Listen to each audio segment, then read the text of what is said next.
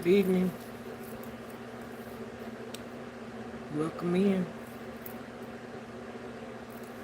If you don't mind hitting the like button, if you're not going to drop down in the channel and say hello, I am Classy Lady. Welcome to my Sunday evening live. Thank you for coming over. As soon as somebody drop down in my chat, a couple of people, I'll get started. Welcome. Like I said, you can always drop down, say hello, engage in the chat, no matter where you're from, as long as you're not negative, racial, or insulting. You're welcome over here. And that's a fact, Jack. Thank you. I hope y'all had a good day, the ones that is in the bushes.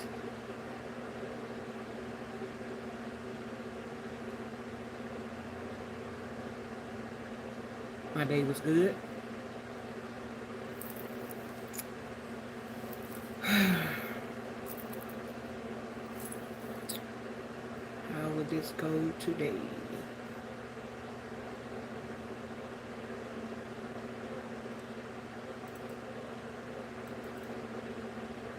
Those of y'all who may have tuned in yesterday, I wasn't on camera because my hair was not appropriately done. I got up this morning and finished putting it together, so I feel like me.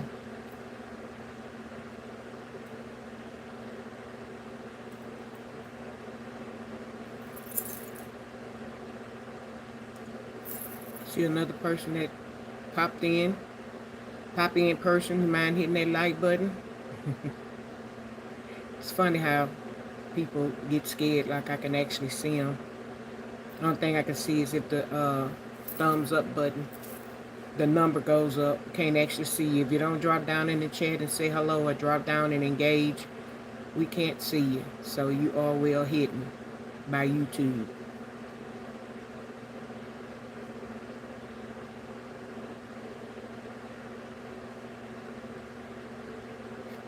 As well as I have my own rules, YouTube reminds me of mine. It tells me, welcome to live chat. Remember to guard my privacy and abide by my community guidelines. So I try to do that. And then I also put out my own guidelines for my chat or for my session.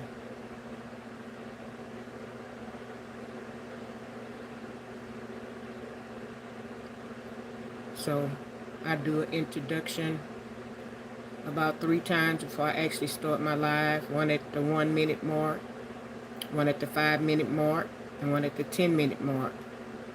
So we've already reached the 5 minute mark. So those of y'all who are chiming in, I am Classy Lady. Welcome to my YouTube channel. I am 9 weeks in. I am a new subscriber. If you haven't subscribed and you've listened to some of my lives, or you've actually viewed some of my lives, I would appreciate if you would hit the like button. If you want to comment, you can. If you have a subject you want me to talk about or speak on, you can make a comment under one of the comments, as long as it's not insulting or derogatory or racial. You are welcome. So you can drop down in the chat at any time, engage in the chat with the people, just say hi, and keep the negative, racial, and derogatory comments out of the chat, and we will be all right. Welcome in, Zaza. You're the first one. 99 Receipt. Hello, how are you doing? How was y'all day today? Mine was good. I did wake up on time. Thanks to the good Lord. And my dad calls me every Sunday at 6:30. That's the time that I get up, and he calls me at 6:30 every Sunday. And while I'm thinking about it, my clock stopped last night, or it stopped this morning. That shows you how busy the devil is. The clock stopped when I looked at it this morning at 5:20. My battery operated clock that I'm just put a battery in. I keep this in my room, and I keep it 10 minutes fast.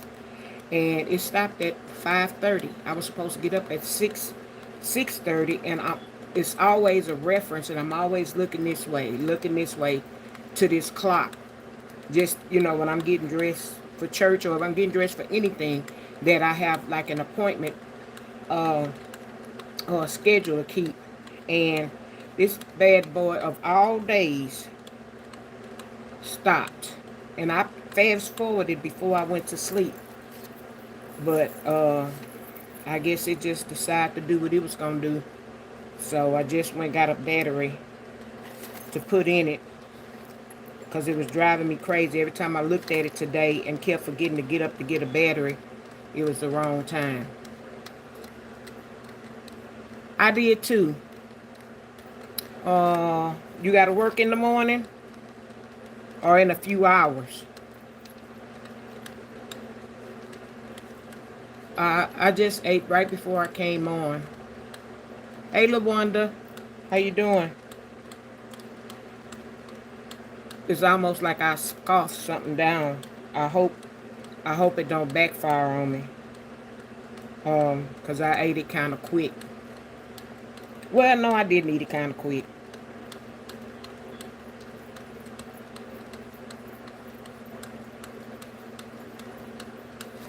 Baby, this ain't an old time trying to set this clock. And I'm going to say it's already 10 minutes in, so I need to put it at 8:20.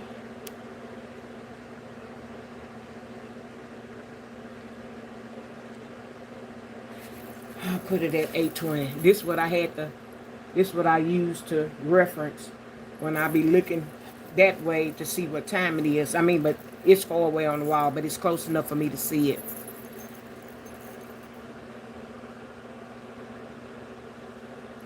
Hey, all these twins with the same birthdays and stuff. I'll be glad when I find a twin with my birthday is the same.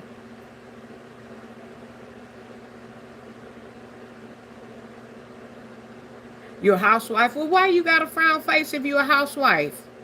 You got to get up and cook, fix your husband lunch in the morning or something, or get some kids off to school. Hey, Valentine, baby, how you doing? What? Why the sad face? Or you just get up early in the morning with the chickens? Okay, so I'm at my 10-minute mark, and like I said before, I introduce myself at the 1 minute, the 5 minute, and the 10-minute mark. So it's a 10-minute mark. I am Classy Lady. Welcome over.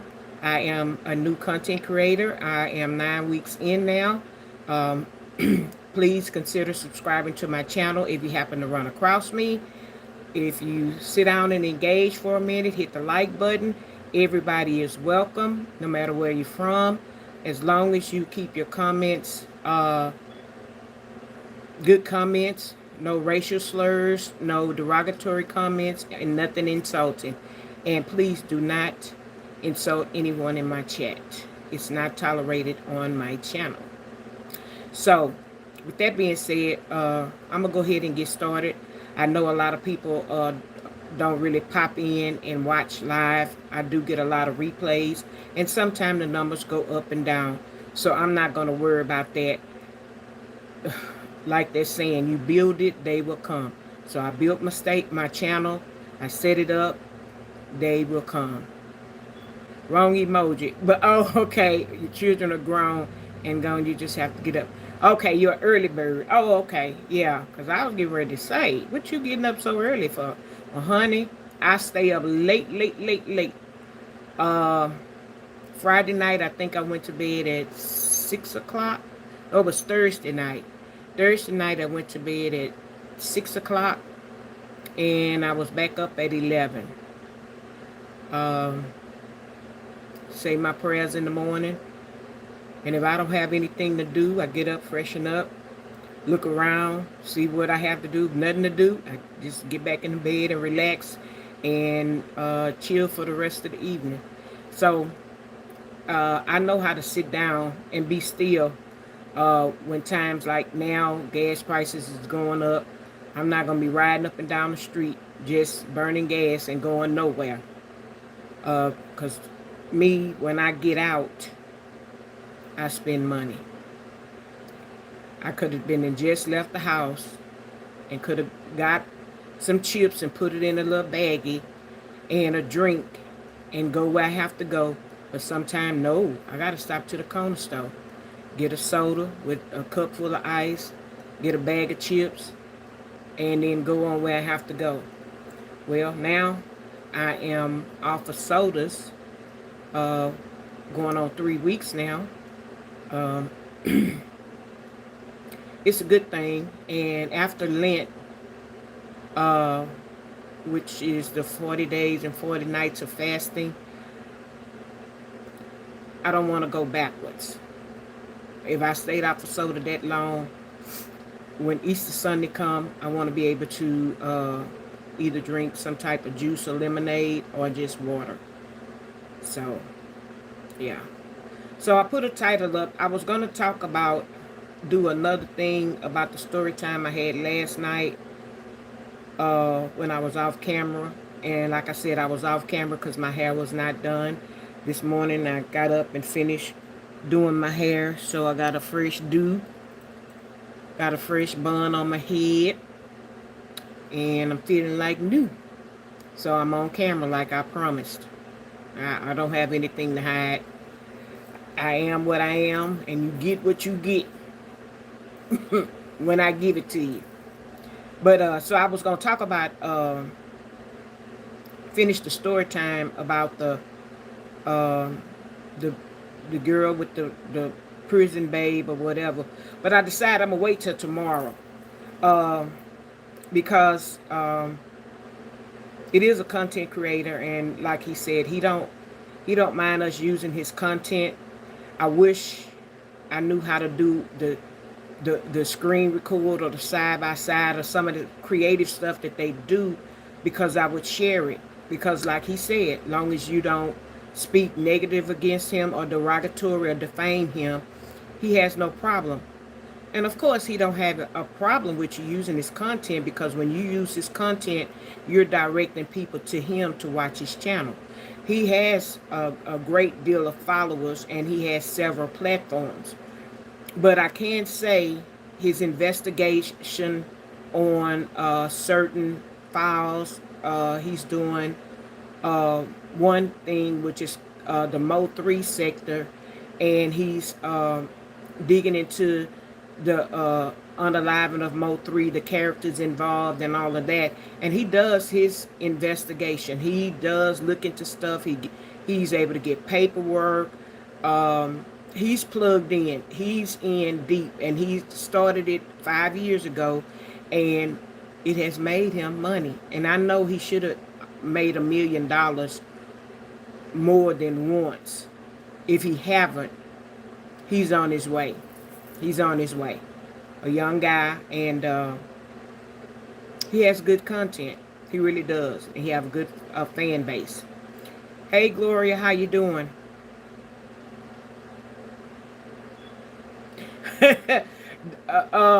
Don't tell me that, Zaza. Don't tell me that. I won't hear nothing about no soda. It looked like my neck got a little smaller. Now that I'm looking at the camera, Lord, don't give me a turkey neck. But it sure, when you lose weight, you always lose it in your neck first. You can always tell it's in your neck and in your face. And I can't tell just looking at myself in the camera or whatever. But the proof is in the pudding. I know I've lost inches, but I hate when that scale don't say what you want it to say. And I go to the doctor. I have some injections in my back at the end of the month, so that'll be my next weigh-in. So I hope it shows some actual true pounds. Inches is good. Inches is great. It makes your clothes feel fit real good. But most of us want to see the numbers on the scale. I love to lose the inches, but I want to see the numbers on the scale. That's just it. So anyway, hey Bama, how you doing? My title, I wrote it down this time, support, because I be forgetting. But support. So before I start talking, and y'all, this stuff just come out of my head. I pray before I start talking, and I ask God to give me the information in my mind. Let it flow to my heart, so when it comes out of my mouth, I can deliver it in a good way, a not so harsh way, a way that people will want to come back and listen to me. So a lot of this stuff I don't research. It's just like they say, from the dome, common sense. That's it, common sense. And things that I've seen, things that I've heard, things that I've witnessed, and things that I may have experienced, and just talking with people. So the first support that I want to do is I want us to keep in mind of our troops. I'm gonna keep saying it. Keep our troops at heart. Keep them in our mind. Let's pray for our troops. A lot of these are young babies. I would say 75% is babies. 18, 19, 20, anybody under 25, from 18 to 25 is babies to me. They're not grown. And y'all know sometimes they say men takes longer to develop and grow than women. So we got a lot of men and we have a lot of women. Not saying that they're dumb, because we have a lot of young, smart people and intelligent people. But for them to go out there and risk their lives for our country, and then sometime us as people, when they come home on a leave or something, we don't even say thank you for your service. We don't acknowledge them, and we should. They wear their badge of honor with pride, and we should wear ours with pride and be able to speak to them and tell them thank you for your service. Even a policeman, even though they all not right, we all not right, but we still should tell an officer sometimes, thank you for your service. You don't know how that makes them feel. And a lot of them would say, thank you, ma'am, you just don't know how it makes me feel. So that's being kind, and let's reach out. But I want to pray for our troops. I want to pray for the leader, whether you like him or not. Pray for the heads of state. Because even though he's the head, they're the neck, and they tell him which way to turn. Remember, he's the head, they're the neck, and they tell him which way to turn. And we the body. And we the body because we go out there and vote for who we want as the neck and the head. Real talk.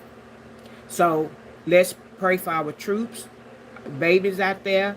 Let's pray for the well, he used to be orange, but now he white. So pray for him and pray for the heads of state, that they make the right decisions for our country. Because lately they haven't been making some good decisions. And that's in my opinion. To me, it makes me feel like they going back to their childhood. The little soldier man, the little green soldier men, and they used to take them and fight them against each other and do this. They had their guns. They couldn't fight, couldn't shoot nothing, and they was just figures. And you had to physically pick them up and make them fight each other, and pew pew pew make that sound, and get some people on the other side and fight them, or my brother would be on one side. I know we did. He'd be on one side, I'd be on the other side, and we come across each other like, yeah, and then be fighting and fighting and see who gonna win and all that kind of stuff. So that's still support. Let's support. Uh, because that makes me feel that's what they're doing. They're like they playing with these little green figures, and they fighting, and they don't realize that little plastic people was plastic. We dealing with real people and real lives, and you want to tell people thank you for your service, and they fought real hard, and no parent wants to get that knock at the door with them two servicemen at the door delivering them bad news. Nobody, it hurts my heart when they fly them back and they got a American flag draped over the coffin, and it's something that's support. We can support them. We can support them. We can support them. Family support. A lot of us were raised up that we had a village to help. If you was what they call a latchkey kid, coming home by yourself, you had to open the door and come on in the house by yourself. Sometimes you had grandmas around. It wasn't your grandma. It could have been the neighbor grandma across the street, diagonally or next door, that they knew, okay,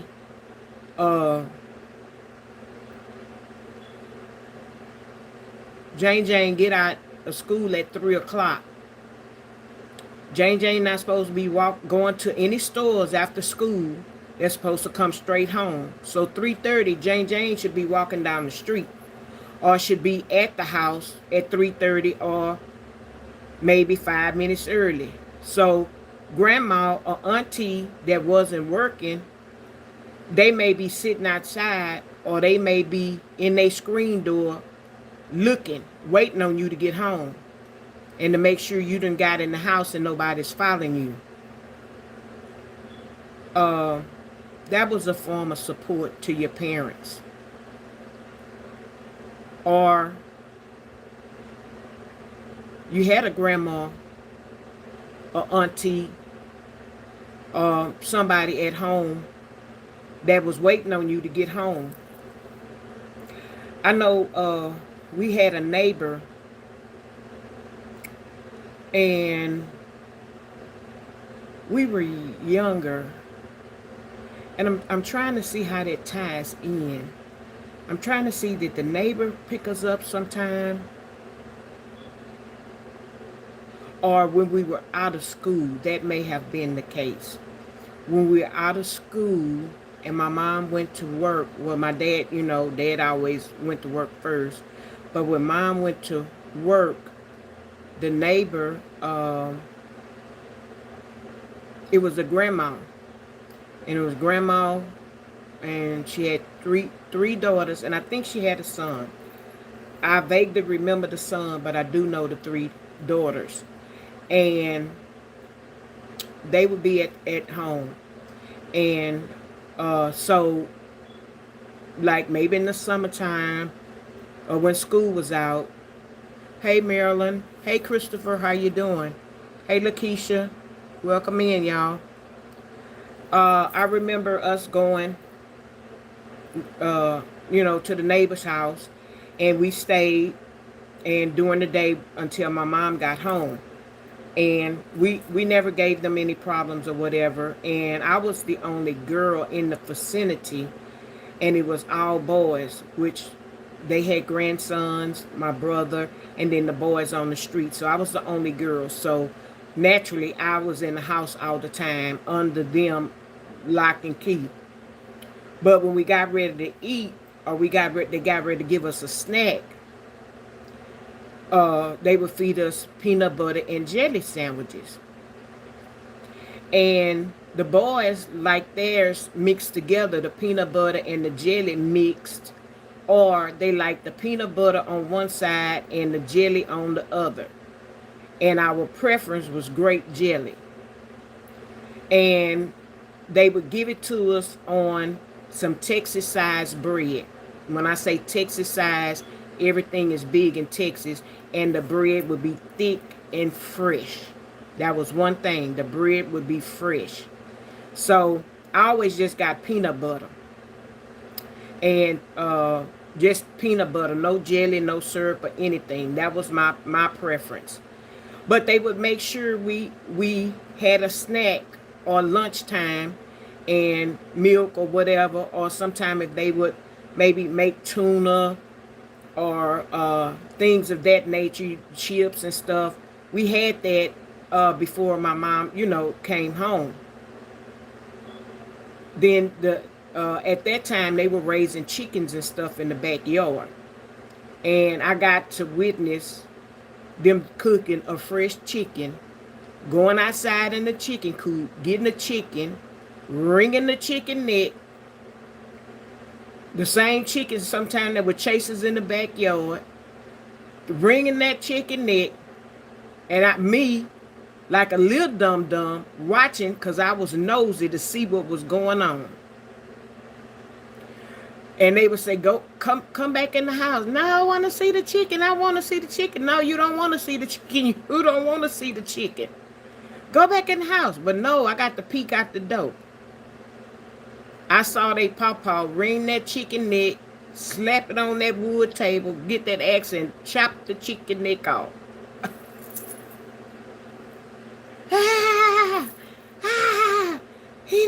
He didn't kill the chicken. Pawpaw didn't kill the chicken. The chicken dead. I told you not to go outside. So, needless to say, after they calmed me down, and if my mom had to work late, or even times if my mom didn't work late, they would cook early. Pawpaw clean that chicken off. Now this they pawpaw. This ain't my pawpaw. But they pawpaw clean the chicken off. Clean it. Brought it in the house.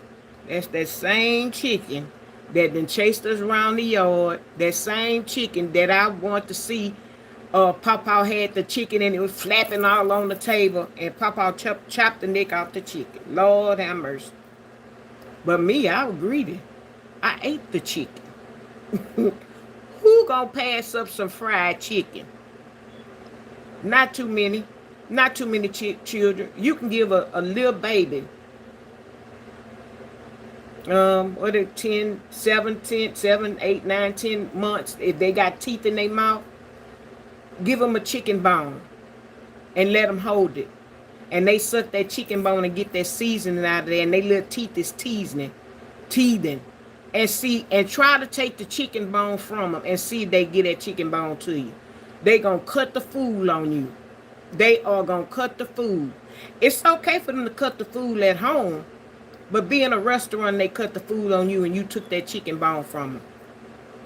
You gonna have H-E double hockey pucks trying to get that chicken bone. But that was the kind of family support that we had, or a form of support.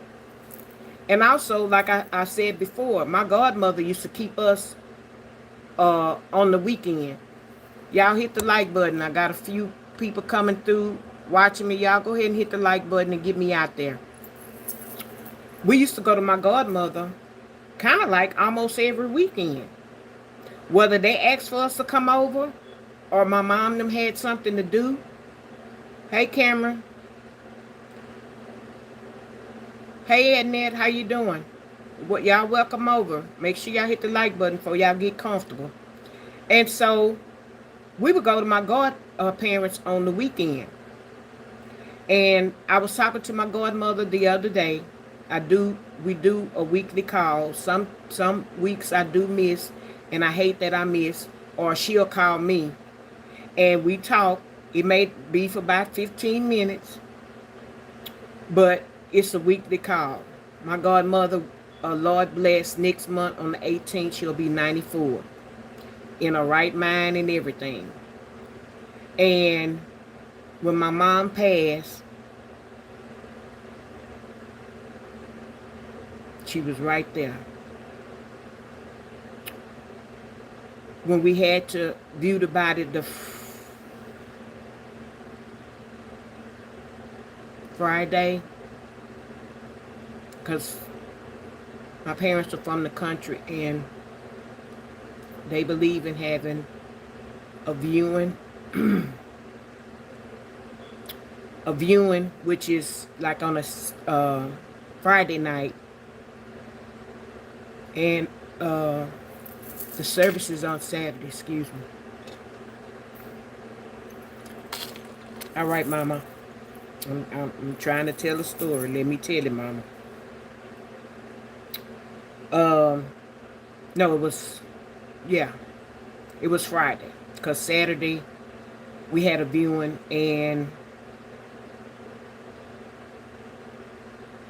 Sunday was a service. And the viewing, I'm sorry, and Monday was the funeral. But godmother, at the time, she was 89. And when we went to make sure my mom was okay and everything was intact, me, my brother, and Daddy got out the car. And as we were walking up to the door, getting out, my godmother popped out. Y'all just don't know.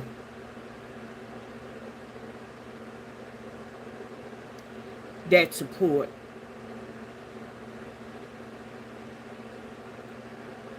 Even though my grandparents have passed away and she's still living.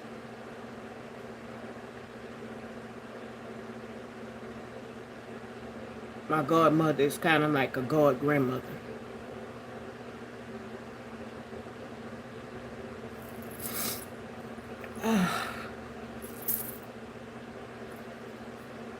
I pray that Lord keep up a long, long time.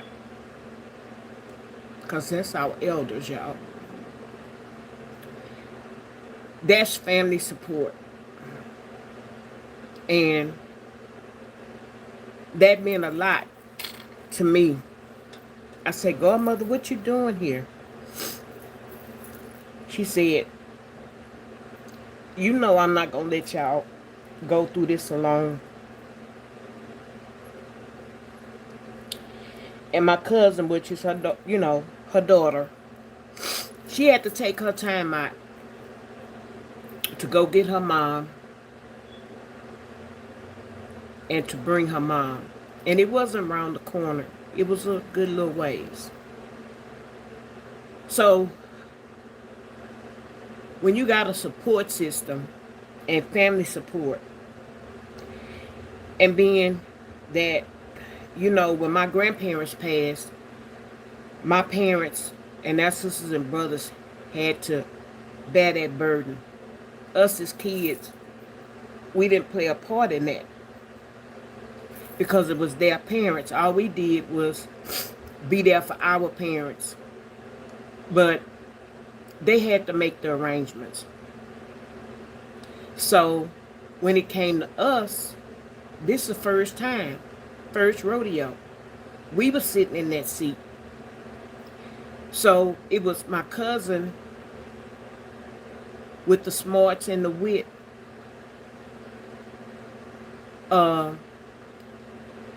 Telling us, okay, no, we're going to word it this way. We're going to word it that way. Is that okay with y'all? She helped through my mom's program. And it turned out beautiful. And she knew somebody to print it. That was a burden lifted off of us. That was family support. Family coming together at the time of need. Majority of our relatives, they're not in Texas. We have a few, and the ones that are here, some of them don't, have, I ain't gonna say sense enough, but they don't have the want to come reach out and come and help. As if the shoe was on the other foot, I'm gonna be Jimmy on the spot. I'm gonna be there. I never thought my godmother had a job. The way she helped take care of me and my brother, and then I had another cousin that would come, and sometimes it'd be 3 of us, little Negroes. Then when her grandson was born, it was 4 of us, sometimes 5 of us. She took care of us. I never knew she had a job. She ran her house so smoothly. She was a seamstress on the side, and she had a full-time job. She made sure when we came over there on Saturdays, Friday nights, Saturday, we had breakfast, lunch, and dinner. We had to get up on Sunday mornings, and you had to go to church. She made sure you had money to put in church. You had your little quarter to get you a donut after church, and you came home. And she made sure that we were fat full before we went home to our parents. So I never knew my godmother had a job. I found out she had a job at her 70th birthday party. They were saying, oh, how mother was so good and she worked hard. And was it a birthday party? A retirement party? It was maybe /1. I say, who y'all talking about? I'm sitting at the table. I asked my mama, I say, who they talking about? I say, this godmother party, but who they talking about? She worked so hard. She served, at her job. She worked at her job, blah, blah, blah, blah, blah. Hey, Mocha, how you doing? Who are they talking about? Mama say, girl, they talking about your godmother. I say, my godmother? Godmother ain't had no job. God, y'all, I wasn't going to call my mama no lie. And I dang sure wasn't going to call her no story. But it just didn't sit right with me. So when, they announced one of her godchildren, and I was second in line, and they asked us if we wanted to say something. So the first goddaughter got up there. She was much older than me. And then I got up behind her, and she was saying how such a great godmother and this, that. So when I got up, I always introduce myself, because you can't assume everybody know who you are. Even though it was relatives and stuff, it's other people. They don't know who I am. So I introduced myself. I told them who I was. I told them whose I was, who child I was, and that she was my godmother. I said, now I don't know who she talking about was her godmother, but that was my godmother. I ain't give nobody permission that I was sharing my godmother with anybody. So I don't know who she was talking about, and I don't know who y'all talking about, because I'm just finding out this day old, about a few minutes ago, that my godmother had a job. And y'all saying she worked at this job for so many years. When she had time to go work, she took care of us on the weekend. When she had time to go work. I'm forgetting about Monday through Friday. Because she ran her house so well on the weekend, I never knew. My brother didn't know either. But that was the kind of support, family support that we had. Family support that we had. I was listening to a guy the other day, and I'm not trying to sway anybody, because I go to church. I believe in God. Whether I go to church or not, I still believe in Him. But I go to church also for the word to be explained to me a little bit better. And I'm not going to serve the pastor, the priest, or anybody. I'm going to serve God. So there are figures that explain stuff a little bit better. So I'm going to tell y'all a funny story first before I go into this one, because this is another church story. We had a guest speaker come to my church, I think it was a Friday, one day. And what they were doing, and then, in case y'all don't know, I am of Catholic faith. But my mom was Baptist, so I'm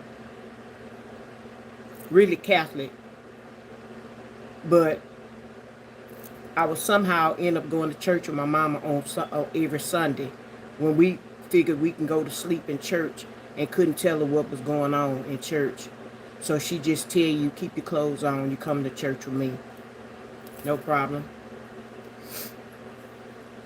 Sometimes we go to church and go to sleep. As long as you ain't cut up in church with her, you was good.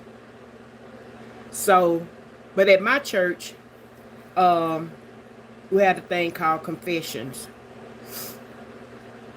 And where you go in the room and you talk to the priest behind a wall, or you can sit face to face, and then you tell him your sins. You telling him, but you really telling God. But he's there, and if you need some comforting about anything, he could give you some comforting prayers. And he may ask you, do you think you made the right decisions? You know, make you think about what you did and what you're saying. And as a little child, I would always say the same little stuff. I was telling stories. I've been telling stories. And I've been fighting with my brother. Always the same thing. Because I didn't know no better, know what else to say. I wasn't really doing nothing else or being bad. And I hadn't been in years. I shouldn't be telling y'all this, but I'm going to tell y'all. So I went to confession. So my priest that is there now, he's a younger priest. And he's very smart. Hey, Beverly. Hey, Marva. How y'all doing? And he's one that gets to know his parishioners. He knows me very well. He knows my dad. He know that's my dad, me, and he knows my brother. Me and my brother sit in the same seat every Sunday, the second pew from the front. So we've always been some front seaters since we were little. We always went to the front. Because I believe when you sit closer to the front, you get less distractions. The farther you sit to the back, you can hear the doors open. You can hear people talking. You can see people walking, going to the restroom. But the closer you get to the front, people are subject not to get up and just do random walking.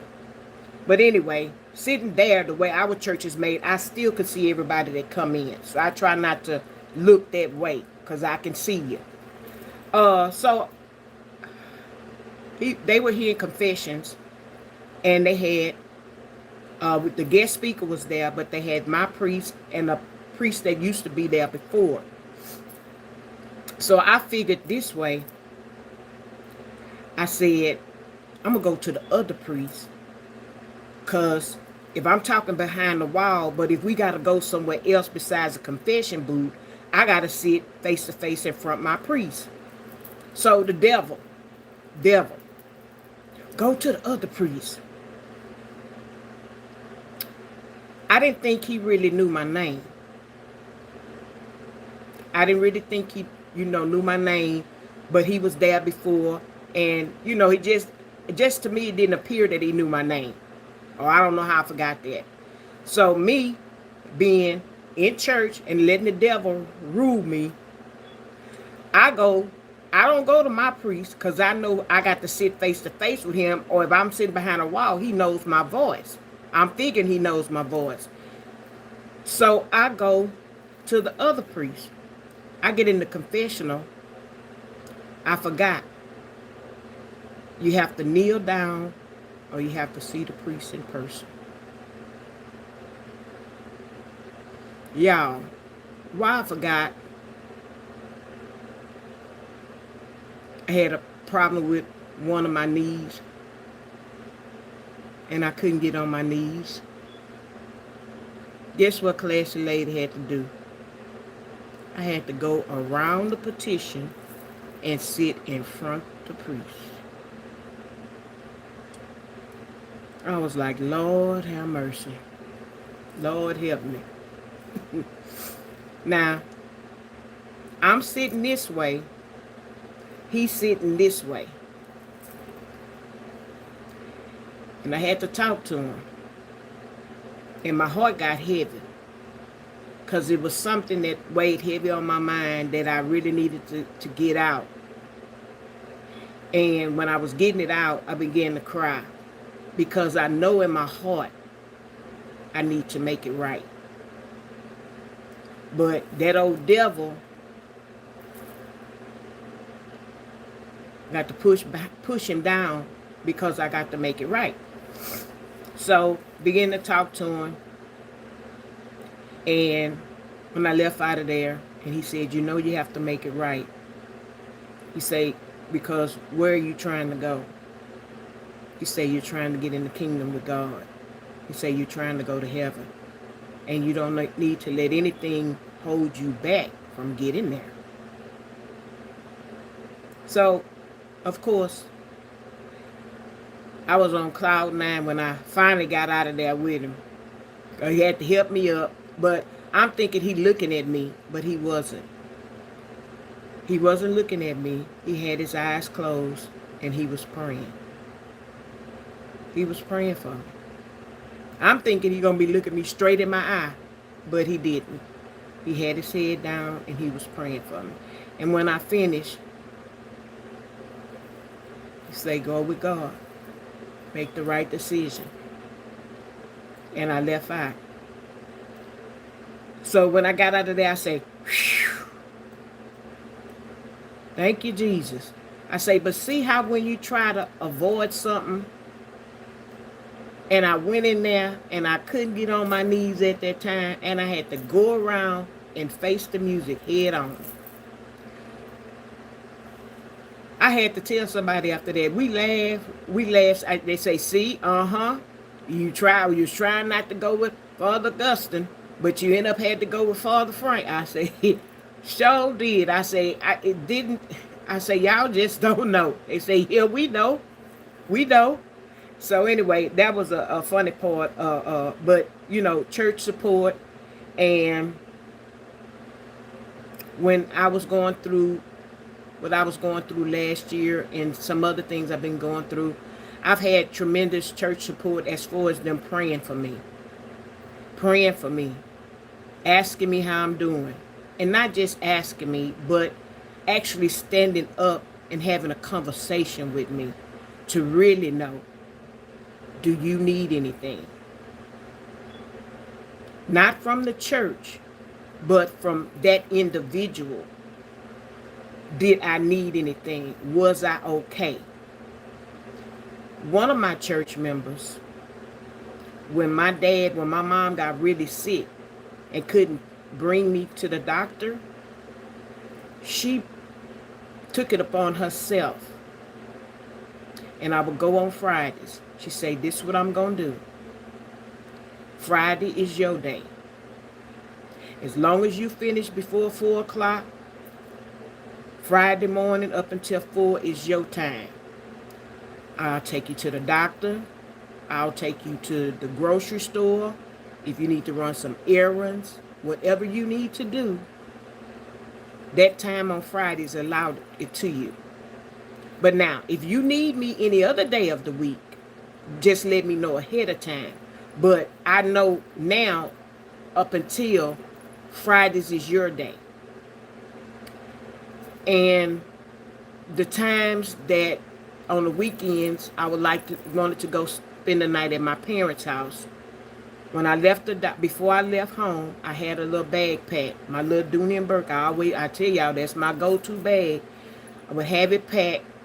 And Friday, when I would leave here to go to the doctor, when I come from the doctor, I would ask her, could she take me to my parents' house? Because I want to spend the weekend with my mom and dad.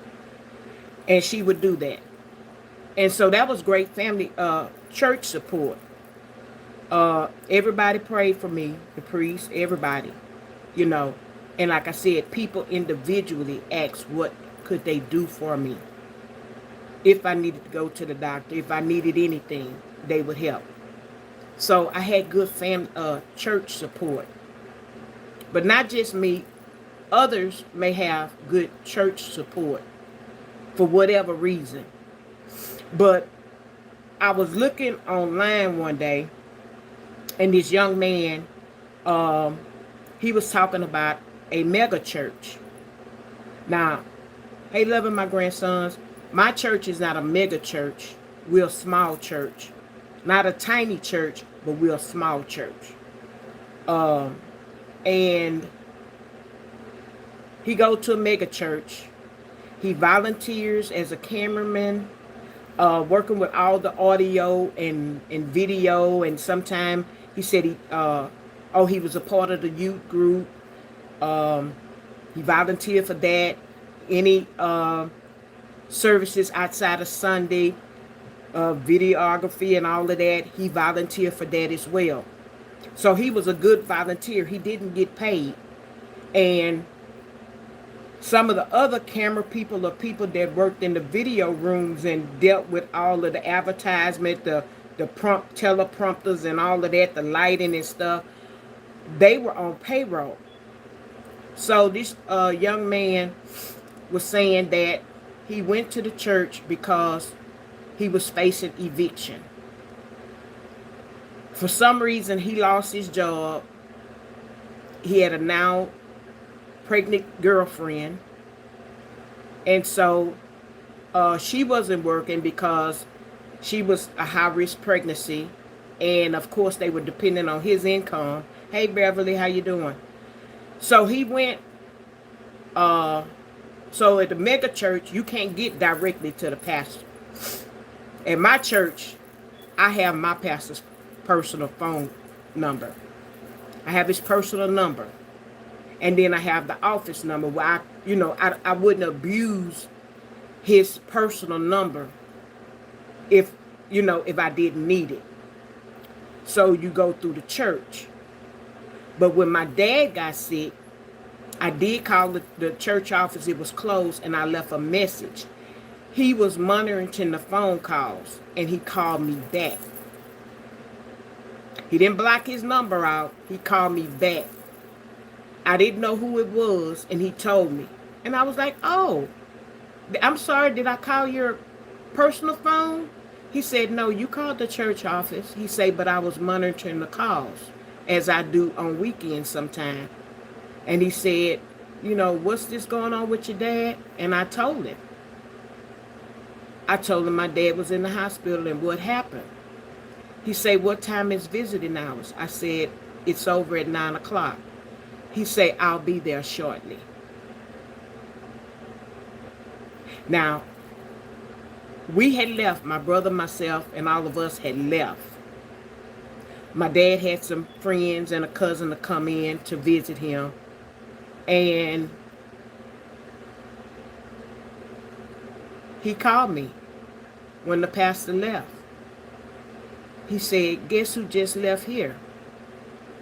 I said, who? So he was telling me who had left, and he was telling them that the priest had just left.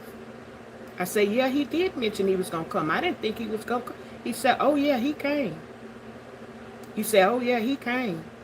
He came, he talked with me, asked me if I needed anything. He prayed with me, and he said, now, Brother Ben, the parking is expensive down here. He said, so I want to come lay eyes on you, and I want to pray with you, and just check to see if you needed anything. And he did that, and he left. Church support. Hey, kiss this ring. So the young man went to He couldn't, like I say, he had to go through channels. He couldn't talk to the head minister. He had to go through channels because it's a business. They are ran like a business, kind of like the British do. They are ran by a business. And our churches have like a little business, but some of them you can get directly to the pastor. So he couldn't get to the pastor, so he had to go through the channels. So he got on the line. He called them. He said he had left different messages, explaining to them who he was, what he did, for the church, and that he fell on hard times and he needed some help. So all of that fell on deaf ears. So he got this one lady. So this time he decided to record the call. He recorded the call, and of course she couldn't talk to him. She had to refer him to somebody else in the next department. So they did that. So he was recording them the whole time. He explained to them, I volunteer. I've been volunteering for 5 years now. He said, I work for, he said, I work with the videos, the teleprompters. I do lighting. He said, I do all of that. And I volunteer on Sundays, during the week, and everything. He said, I'm in the youth council. I volunteer to talk to the youth and all of this. And he just went on to say his accolades of what he did for the church. He said, but now, he said, hey, LaMonica, he said, I've fallen on hard times and I need a little help. And he said, I've called a couple of times before and I haven't gotten an answer, and I've emailed. So they looked him up to see if they had him in there. So they said, yeah, we got your information. We see that you're saying that you're needing some help, that you're being evicted. But it has to go to, or just say the finance council. It has to go through the finance committee. And they will review your application of what you said. And they'll get back to you to let you know whether we can help you or not. It should not have been if we can help you. I know that there are plenty of people that po-mouth the church. And I'm not discouraging anybody. By all means, don't take this as a discouragement. This is a story time. I'm just sharing stuff with y'all. Because I know if somebody would tell me this story, you're not going to deter me from my church or what I believe in or what, So I'm just telling y'all this. So to me, I don't think it should have been if we could help you. I know it's a lot of people that tell wolf tickets and cry sheep and will go to church and go to these churches for help.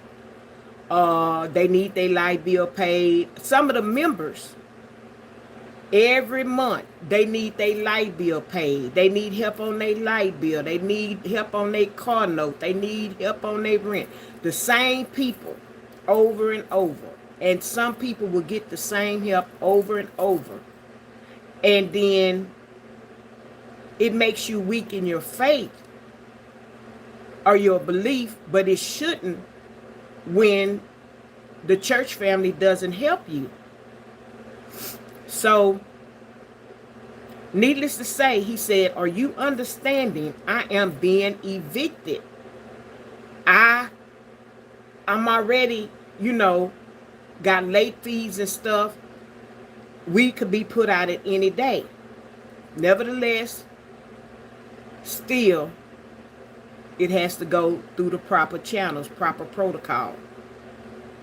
All this that he's done, he's volunteered, he's did all of this and stuff for the church.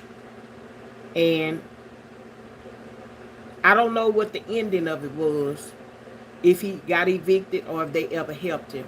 But he did want to put that out, but he did say that he was going to join another church. He was leaving that mega church. Sometimes these churches are just what they are, mega. And if you're not the ones putting the big money or the biggest money in church, sometimes they don't acknowledge you, or they don't hear you, or don't see you. You could be going to that church for 25 years. But again, if you're not the biggest tither or putting the 10% in or whatever, they don't see you. Because some of them are just money. And here your parent or grandparent been going there all their life and passed away. And they're at this mega church. And that pastor, the head pastor, the main one, won't even preach or speak at your parents' or grandparents' funeral. They get the associate pastors to do it.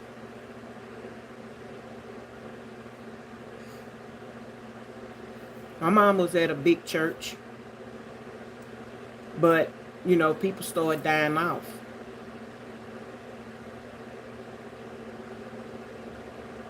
We went to him, to the pastor.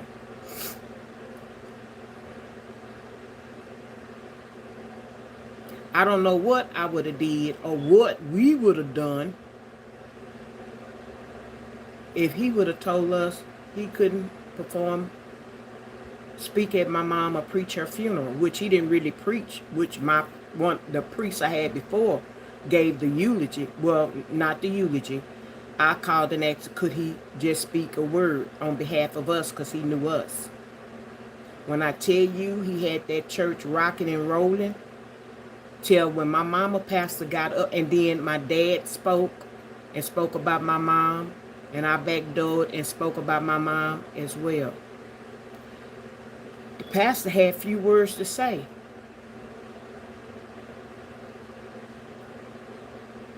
Which he shouldn't have had few words to say. Yeah, the sermon that the priest gave, the follow-up that we gave about my mom. But my mom had been an usher at that church for over 40-something years. Pastor and wife's anniversary, she would decorate. She was one of the decorators that decorated that. A lot of the people that got married through the church, being that my mom was an interior decorator, she decorated the church for their weddings.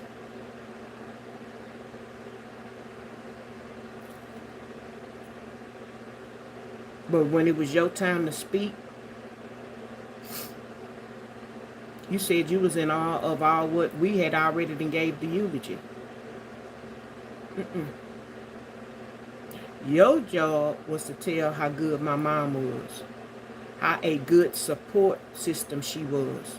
When she was getting sick and wanted to resign as the president of the usher board, you wouldn't let her. Because for annual day, she'd get them ushers and nurses to shell out their money. Because she had a way of talking to people. So when it was time to report, they had a good report. So you were supposed to speak on how a good and faithful servant she was at the church and all the things she did. And she was a good financial person. But that didn't happen. So we were kind of disappointed at that. You know, we were disappointed about that. We really was. But that's why sometimes you can have good church support, sometimes you won't. We had one of the guys that passed the other day. They funeralized him on the weekend, last weekend. He worked in the church, him, his family, his whole family, sisters and brothers and everything. He was in the service. He was a part of a men's group in the church and everything. And priest announced the funeral as he does everybody. But he said, I want everybody to come out and support the family. He said, we're going to come out and support the family, right? Because everybody knew him and knew how he was faithful and worked around the church and his family. So everybody coming to the funeral, right? And this is how he do. He'll lay a trip on everybody. Oh, we're not going home after church. We're going to go over to the hall and we're going to do this, we're going to do that, or whatever. He has a way of delivery. But he was going to do the funeral, but he wanted the church also to support and be there, and the family, to support the family. I don't go to funerals. I'm not going to say I don't go to none, but it's slim to none. I'm like Wanda on the Evans on Good Times. I might tear a funeral up, because if I get to crying, I don't know if I'm going to be able to stop. And my heart be hurt. I get to thinking about stuff I shouldn't think about. So I just don't go. If I know the family, I hug them and give them my love. And they'll ask, you gonna be here? No. I don't do funerals. I don't really do funerals. It just really depend on who it is. If I go to church and go to one. But it's important for us to support, church or whatever. So, like I said, I don't know if the young man got the help he needed for his eviction or his rent or whatever. And, I don't know. But some people at some churches, you don't get that.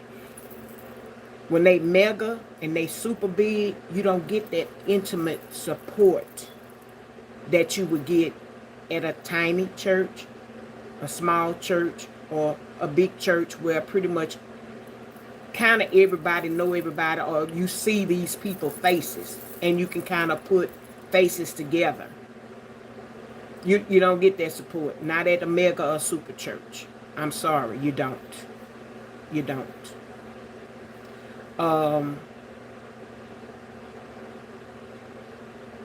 School, work, friends. Do you have good friends that will support you in the time of need? Some of y'all may have experienced it, some of y'all may not have.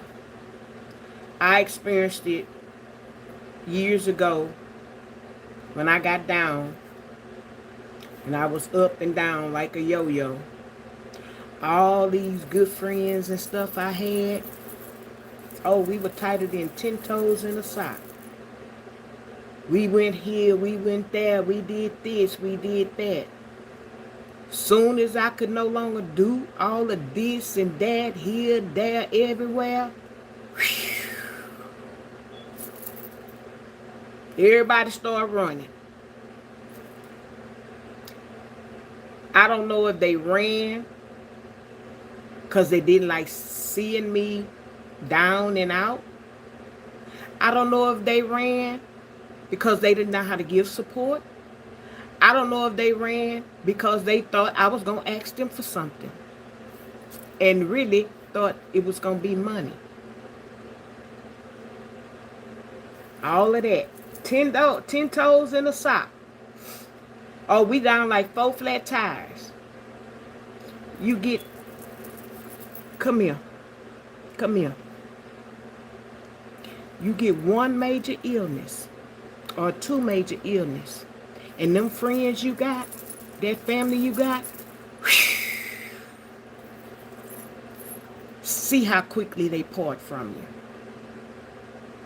Wait a minute, come here. You know what you better do? This God, this Jesus. Remember I told you how I know how to grab on tight and hold on? That's what you better do. You better hold on. You better, if you can't get on your knees, you better roll on your stomach, your side, and talk to God. Because them friends, them family, shoot, watch and see how quick they run. Now you gonna have some that's gonna stay around.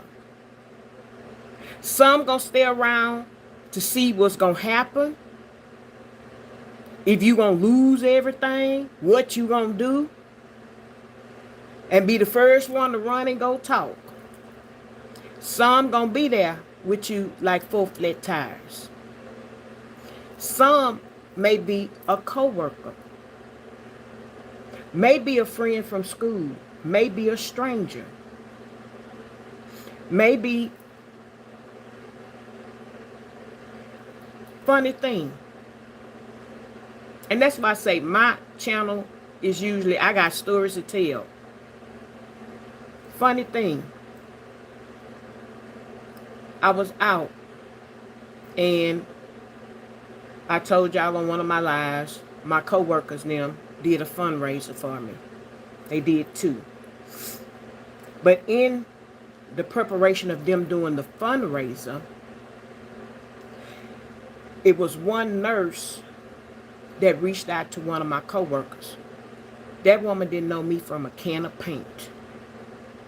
That woman ain't never heard of me. That woman ain't never saw me. But what she did see, they did ask for a picture and they Xeroxed my face and put it on, say, a jar or a can or whatever, and had me and saying, this is who we're speaking of. So y'all can put a name with a face. This is her. And that woman said, asked one of my co-workers, do you think she would mind if I had her phone number? And most of us, I know I'm not in the business of giving people's phone numbers out. And if you've been giving people phone number out and you don't check with them first, stop. Stop. Do not give anybody's phone number unless you check with that person first. Or that person say, it's okay to give so-and-so my number. Don't do it. You have all kind of malicious people. And we got a lot of them on this internet. Yeah, Valentine, baby. Jesus is the only one that's not going to ever leave you or forsake you. So they called me, Jimmy on the spot. Hey, classy lady, we have this nurse and she wants to know if she can have your phone number. I said, do you know what it is she may want? I say, don't put no funny face, just say yes or no. And they said, no, not really. I say, well, okay. Go ahead and give her my phone number. So the lady, she was getting off. She got in her car and she called me. She said, classy lady, I was coming outside the job and I saw that they were doing a raffle for you because you were ill and stuff. And she said, I'm not asking what your illness is. She said, but I'm an RN. And she said, well, what part of town you live in? And I told her. She said, oh, I have to pass your way on the way home. She said, if you need a nurse to change bandages or to look at anything for you, she gave me her number. She said, call me. She said, I will do it free. She say, I will come and I will help you any way I can, free. She said, as a matter of fact, my mom is retired and she does volunteer work. She sits with people and whatever people need. She said, if you ever get lonesome or you feel you need someone to come and sit with you just to talk, she said, I'm going to give your number, if you don't mind, to my mom. And she said, I'll give you my mom's number. And she said, you can call her. I didn't know this woman from a can of paint. I ain't never seen this woman. I ain't never heard of her. Sometimes God sends you a helpmate. It don't always have to be your family. That support came from my job. But from somebody I didn't know. Had no idea. But she offered her services to me free of charge. Y'all know RNs make a bunch of money. Free. So you never know who you're going to get your support from. So that's why I always tell y'all, smile at people. Say good morning. Say hello. Open the door. You see somebody coming out they at Starbucks. They got 2 drinks in their hand, or they got the cart in their hand, and you going in the door. Tell them you got the door, and you hold the door open for them. You see somebody coming out of the Pizza Hut or Domino's or Papa John's, and they got pizzas in their hand. Tell them I got the door for you. Open the door and hold it open for them. Just anything. Just be nice and courteous. You see a mom with children. She pushing the stroller. Got one, she's struggling over here, one over there. Em, I got the door for you. Do you need some help? You're at the grocery store. You see somebody. They don't necessarily have to be elderly. They could have a bunch of groceries, like I normally do. Every time somebody asks me, can they help me? And I tell them, no, thank you, I got it. And the reason why I say no, thank you, because I put these hooks on the back of my seat in my SUV. And when I'm unpacking my groceries, I can take the plastic bags and I hook them on those hooks.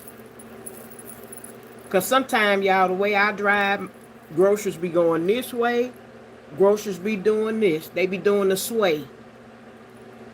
Canned goods may roll out the bag. Stuff may roll out the bag if they just sitting in the trunk. So I purchased these hooks that go on the back of the seats. And I hook my groceries. And I can put them like I want to. Check out one of my shorts. You'll see. So that's why a lot of times I say, no, thank you, I got it. Or sometimes when they're big, you got to get them big old cases of water and put them in there. And I see a strong man. If I have to pay somebody. One day I started to ask this guy, can I pay him $5 to get them big cases of water and put them in my trunk? I got it once I get here. Because I told y'all, I got a wheelchair that I'm paying for. Matter of fact, I'm sitting in it now. I get it as close as I can, pull that wheelchair out to the back of the car, put them big cases of water on there, come and pop a wheelie to get in the house, and roll them to where they need to go, put them on the floor, drag them where they need to go. I got it once I get in the house. But I swear to God, I started asking, but his girlfriend had already went to the car. And I didn't want to call him back. And she was already gone. And then she come around that corner. What you got? I should have caught him before they went. But I didn't think about it until they passed me. But after I seen her already get in the car, I said, forget it. I was going to pay that dude $5 to put them 2 cases of water in the back of my car. Because my back was hurt. But I say, Lord, help me. And he did. And surely enough, I was able to get him from under there, put him in there, and got in the car. And I was like, ooh, Lord. I had to sit there for a minute because my back was kicked up to 10 by that time. Kicked up to 10. But yeah, so sometimes, support, it don't always come from your family and good friends. It may come from a total stranger. That's why I'm always trying to be good and nice to people. I try to be good and I try to be nice. Coming out of a restaurant and somebody out there asking for money, I tell them no, but if you're hungry, I'll feed you. And if it's a little bit more than what I may want to spend, I tell them what I can afford to get them. And if it's no more than the kids' meal, I still got them something. Or a small version of what I'm getting. I'm still making sure they eat. I'm not going to pass over them. Because how can I pass over somebody hungry and I'm just go in here and spend up a bunch of money? Maybe I need to cut down what I'm going to get and be able to afford to buy them something. It's about the heart. And you don't get your blessings back all the time from who you help. Because a lot of people we help, they act like we owe them something. And they don't do nothing for you. But you get your blessings back and you don't know where they coming from. But God sent that blessing to you. God sent that support to you that you didn't know you had or you didn't know that was coming. So with that being said, let me check to make sure I done spoke to everybody. Because I don't want to be rude and I don't want people to think that I don't engage in my chat. I don't speak to... Hey, Carmen. Carmen Star. I sure did miss you. I said Christopher, Zaza, Lakeisha, Madeline, Mama. I think I done reached everybody. So I'm going to go ahead and end my live. And I want to thank y'all for coming over. Thank y'all for gracing me with your presence. Make sure you hit the like button going out. For those who are sitting in my chat now, you don't know who I am. I am Classy Lady. I am 9 weeks in as a new YouTube subscriber. I have plenty lives and shorts that you can view and go through and get a feel of who I am. And